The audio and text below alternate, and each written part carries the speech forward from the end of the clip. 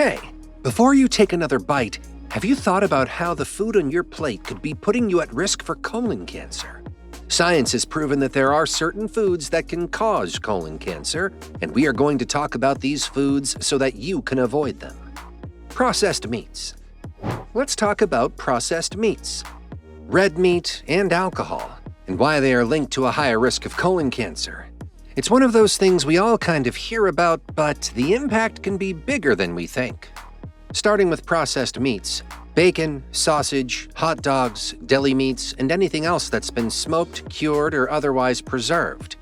These kinds of meats contain nitrates and nitrites, which are used to preserve them and give them that rich color and savory taste. But here's the problem.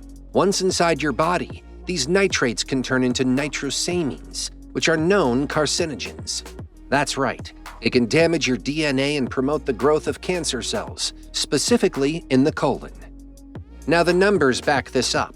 Studies have shown that people who regularly consume processed meats have a significantly higher chance of developing colon cancer.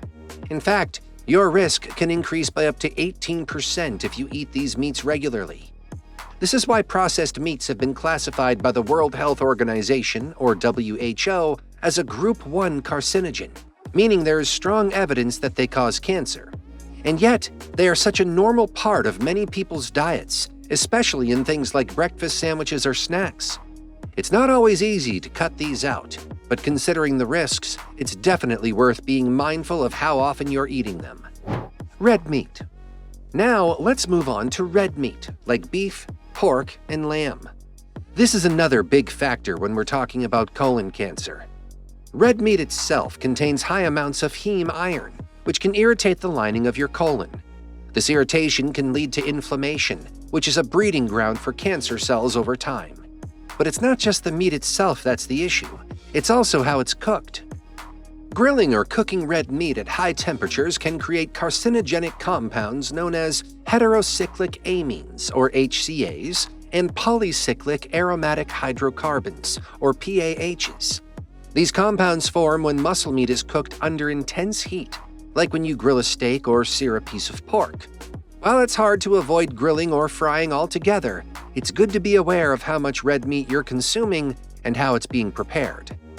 Now, I'm not saying you need to completely eliminate red meat from your diet. It's about balance. There are great alternatives to red meat that offer just as much, if not more, protein without the added cancer risk. Foods like beans, lentils, tofu, and even fish are excellent sources of protein and don't come with the same risks as red meat. Incorporating these into your diet can go a long way in reducing your overall risk of colon cancer. Alcohol. Most people know that drinking too much alcohol isn't great for your health, but not many realize that even moderate drinking can increase the risk of colon cancer. Here's the connection.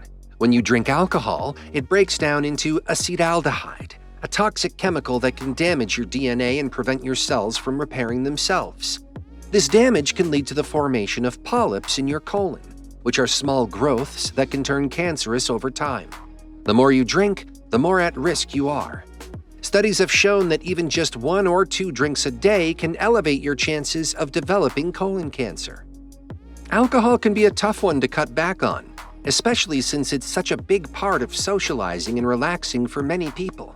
But like with red meat and processed foods, it's about moderation and being mindful of the risks. Choosing to cut down on alcohol could make a big difference in lowering your risk of colon cancer. Refined sugars and carbohydrates. All right, let's talk about something that's probably in your kitchen right now: refined sugars and simple carbs. We hear a lot about how bad sugar is for our overall health, but the link between refined sugars and colon cancer is one that doesn't get enough attention. Processed sugars, like those found in candy, sugary cereals, pastries, and even soft drinks, are pretty much everywhere. What you might not realize is that these sugars can create an inflammatory environment in your gut, and inflammation, over time, is a huge risk factor for cancer. When you eat too many of these simple carbohydrates, it spikes your blood sugar and insulin levels. This constant up and down cycle creates stress in your body, particularly in your digestive system. The more inflammation that builds up, the higher your risk becomes for serious conditions like colon cancer. It's not just the obvious sweets either. Foods that are marketed as healthy but are loaded with sugar, like certain energy bars or even flavored yogurts, can be just as harmful in terms of gut health. So, cutting back on sugary cereals and pastries and switching to more complex carbs like whole grains can make a real difference in reducing inflammation and ultimately your cancer risk. Fried foods. Now, we've all heard that fried foods aren't good for you, but it's easy to brush that off when you're craving something crispy. Whether it's French fries, fried chicken, or even homemade fried foods, the dangers are real. When foods are fried in oils, especially those high in omega-6 fatty acids like vegetable oil, it leads to the production of harmful compounds. These compounds, including acrylamides, are known to increase the risk of cancer, especially colon cancer. Here's why frying food at high temperatures creates a reaction between the oils and the food itself, which can produce toxic substances. These toxins can irritate the cells in your digestive tract, creating an environment where cancerous cells can thrive. Even if you're frying food at home, thinking it's a healthier option because you're using better oils, you're still exposing your body to these harmful compounds. Avoiding fried foods altogether, or significantly reducing how often you eat them, is a smart move for your overall health, not just for lowering your cancer risk. Dairy products. Dairy is another one of those tricky topics. It's not something that's often discussed when we talk about cancer risks, but dairy's connection to colon cancer is worth knowing about. The issue with conventional dairy products is twofold. First, they can cause inflammation in the body, which, as we know, can lead to cancer over time. Second, many conventional dairy products contain hormones that can disrupt your body's natural balance, further increasing cancer risk. Now, I get it. Cutting out dairy might sound extreme, especially if you're worried about calcium intake. But there are so many great alternatives these days. Almond milk, soy milk, or even oat milk can provide the same nutrients without the risks associated with dairy. Plus, there are plenty of plant-based sources of calcium, like leafy greens, nuts, and seeds. It's worth considering these alternatives, especially if you're concerned about reducing inflammation and lowering your risk of colon cancer. Microwave popcorn. Let's talk about something that's probably sitting in your pantry right now: microwave popcorn. It seems innocent enough, right? But the real issue lies in the packaging. Microwave popcorn bags are lined with chemicals called perfluorinated compounds, or PFCs. These chemicals are used because they help prevent the oil from seeping through the bag when you pop it in the microwave. But here's the catch. When heated, these chemicals break down into other compounds that can stick around in your body for years. And yes, these chemicals have been linked to an increased risk of cancer, including colon cancer. The scary part is that these compounds are persistent. Once they get into your system, they don't just disappear. They stay in your body for years, possibly even decades. Which means the more you consume these products, the more you're potentially putting your health at risk. For something as simple as popcorn, it's really eye-opening to think about the long-term effects that the packaging can have on your health. If you're a popcorn lover, switching to air-popped or stovetop popcorn is a much safer alternative and just as tasty. Artificial sweeteners. Artificial sweeteners are everywhere, especially if you're someone who tries to avoid sugar. Whether it's your diet soda or that sugar-free candy, sweeteners like aspartame and saccharin are marketed as healthier alternatives to sugar. But are they really that safe? There's a growing body of research that suggests these sugar substitutes may not be as harmless as they seem.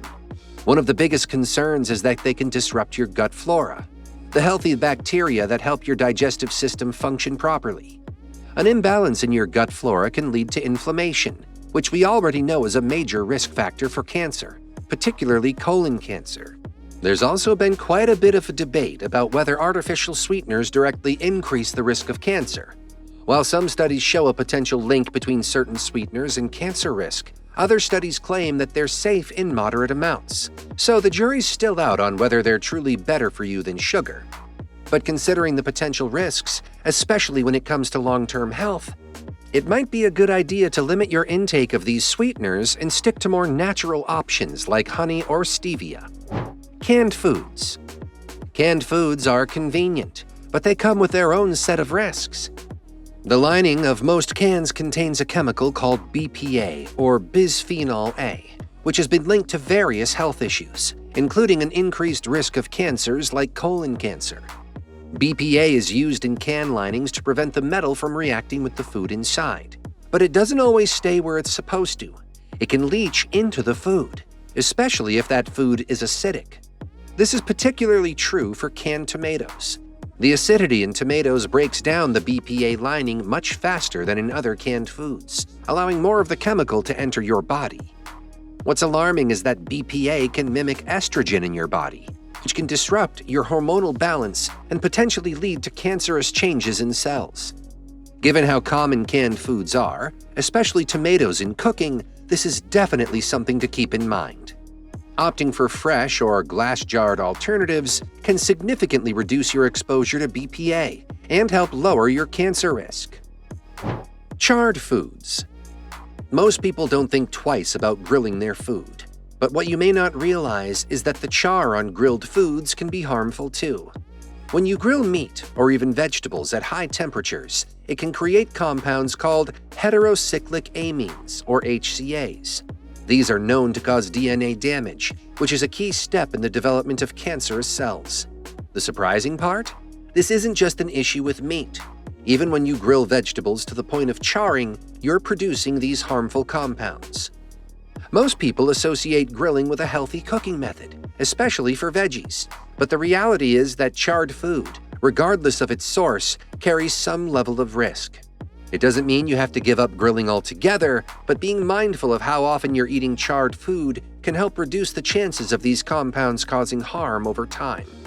So, to protect yourself from colon cancer, you might want to cut back on red meats, avoid processed sugars, and rethink that grilled steak. Even the healthiest-looking food might carry hidden risks. But now that you know, it's up to you to make the right choices. Good luck!